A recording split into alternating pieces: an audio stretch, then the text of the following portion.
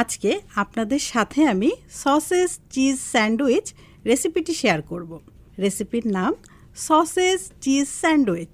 উপকরণ: পাউরুটি 2 টুকরা, মুরগির সসেজ 4 থেকে 5টি, মাঝখানে অর্ধেক করে কাটা, বারবিকিউ সস বা সাধারণ টমেটো সস 2 টেবিল চামচ, সর্ষে সস পরিমাণ মতো, গোলমরিচ গুঁড়া 1 চিমটি, লেটুস পাতা 1টি, মোজারেলা চিজ 2টি পাতলা স্লাইস, তেল 1 টেবিল চামচ, একটি মাখনের সিকি অংশ, শসা ও টমেটো গোল আকারে পাতলা স্লাইস করে কাটা।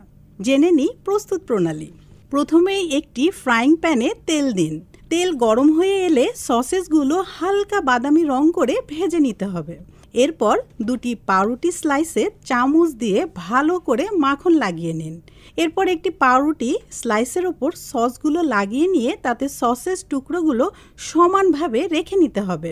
এর উপর চাইলে আলাদা করে আরও সস এবং চিজ স্লাইসগুলো দিয়ে ওভেনে 1 মিনিট 30 সেকেন্ড গরম করুন। চিজ গলে গেলে এরপর স্যান্ডউইচটি ওভেন থেকে বের করে ওপরে শসা, টমেটো স্লাইস এবং লেটুস দিয়ে আরেকটি পাউরুটি স্লাইসটি এর উপর বসিয়ে পরিবেশন করুন।